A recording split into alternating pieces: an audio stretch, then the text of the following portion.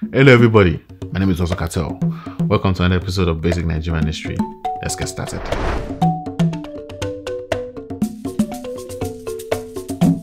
Now, last episode, we discussed the failure of Nigeria's first ever independence elections and how it was rife with corruption and fraud from the very beginning. This episode, we're going to discuss how the failure of the federal government to carry out a proper democratic election led to Nigeria's first coup.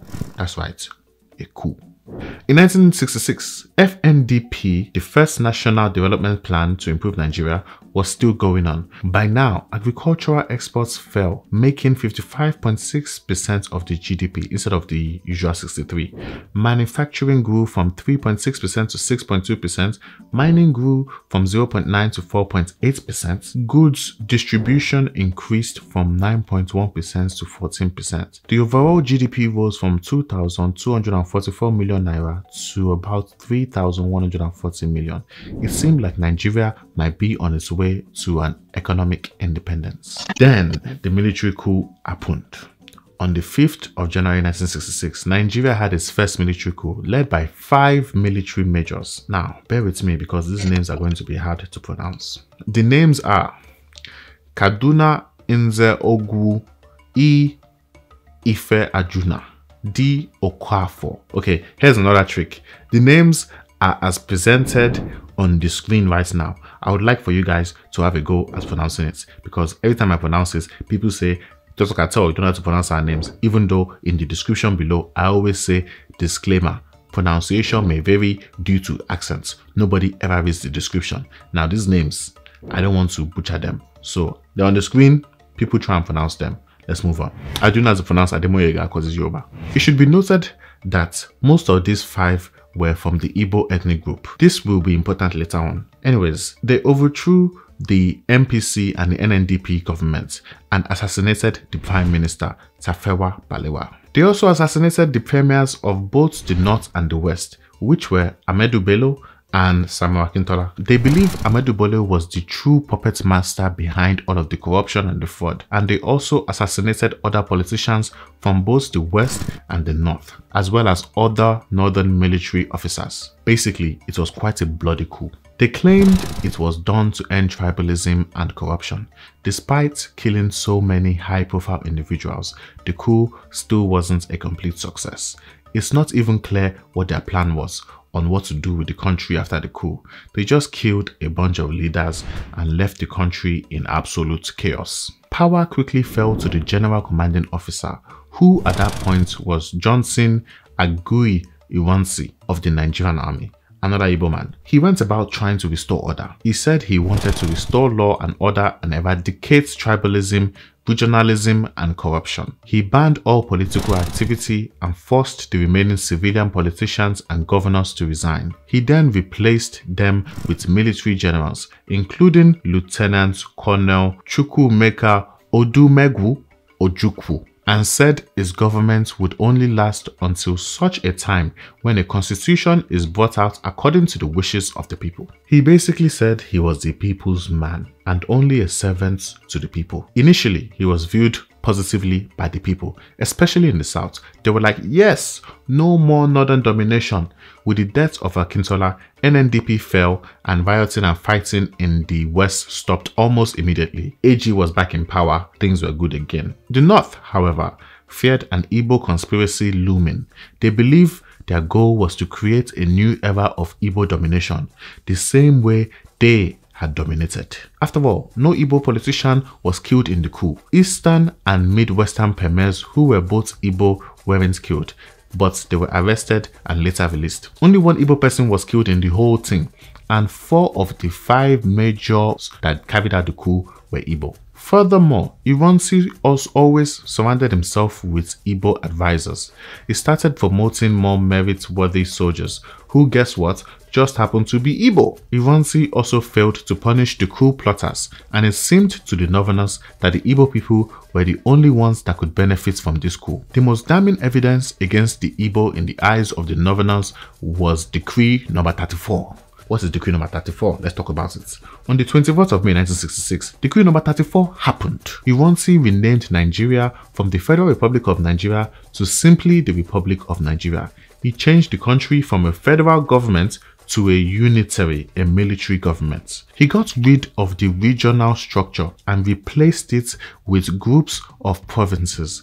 He also ensured both military and civil service, which had previously been controlled regionally, would now be controlled by the central government. He said he was doing this in an attempt to unify Nigeria, but it instead created more tension and led people to believe he was only trying to consolidate power after engineering the coup. It also meant the North would lose the safeguard that made sure they were involved in governance to an extent that was equivalent to their population. This was the final straw for the North, and guess what? Yep, it led to another coup.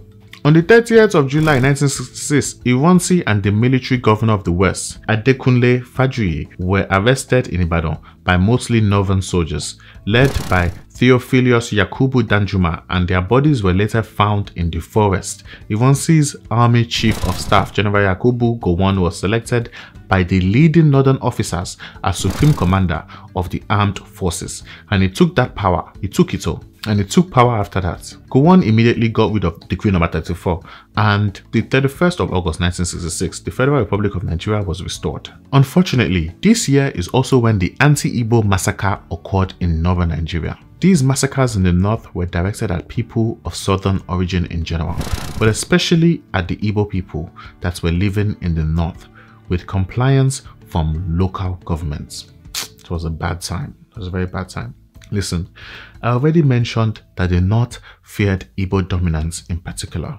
Reasons include mainly Igbo coup plotters, very few Igbo people died in the coup, Igbo person took power, and the Igbo person tried to change the government, So, from the 29th of May until early October in 1966, between 80,000 to 100,000 Igbo people were massacred by the Northerners, mainly by Hausa Fulani soldiers, the Nigerian army in the north basically. They sought revenge for the coup that had occurred, and by the time it ended, virtually all Igbos in the north were either dead or in hiding amongst sympathetic Northerners, or on their way to the southeast Igbo region. The massacres particularly peaked on the 29th of May, 29th of July, 29th of September.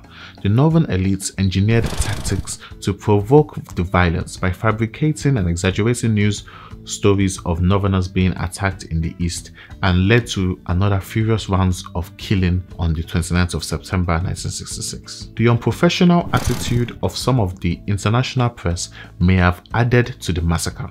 For example, J.D.F. Jones, diplomatic correspondent of the Financial Times, predicted in January 1966 that Northerners might already have begun to take revenge on the Igbos living amongst them, which they weren't doing at the time, but the fact that he wrote that so early may have led the northern elites to assume that the Financial Times were in possession of some information that they didn't know, and that the Western world expected them to react this way. When Yakubu Gowon took power as another supreme commander, he was issuing guarantees of safety to any Southerners living in the north, but the intention of a large portion of the Nigerian army was a genocidal one, and racist rhetoric prevailed all over the north. There was wide-scale dehumanization of Igbo people, with the exception of few educated Northerners. In response, the Igbo people began targeting all northern Nigerians in their region, massacring them as well,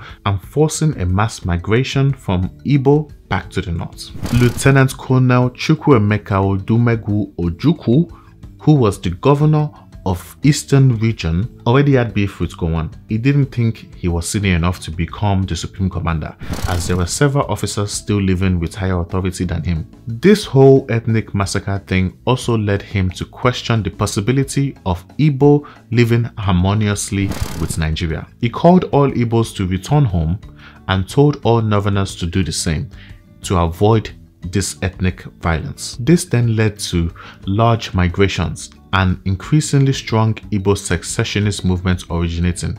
Soon, the Igbos wanted autonomy away from Nigeria. And that's it for this episode. I'm just going to stop it there.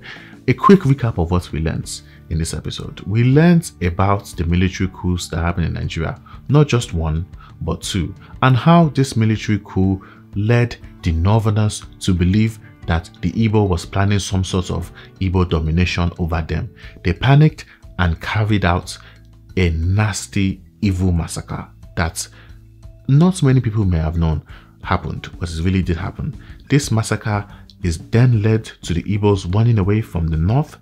It also led to a lot of Igbo people dying and going into hiding, leaving the north.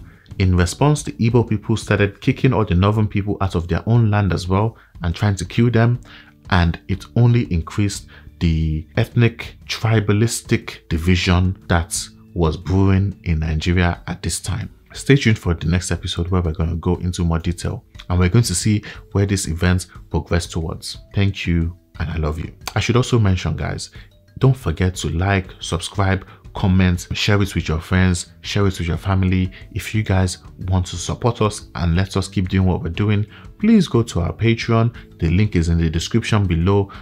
Pledge however much you can pledge and support us. Much love. Dr. Katewa out.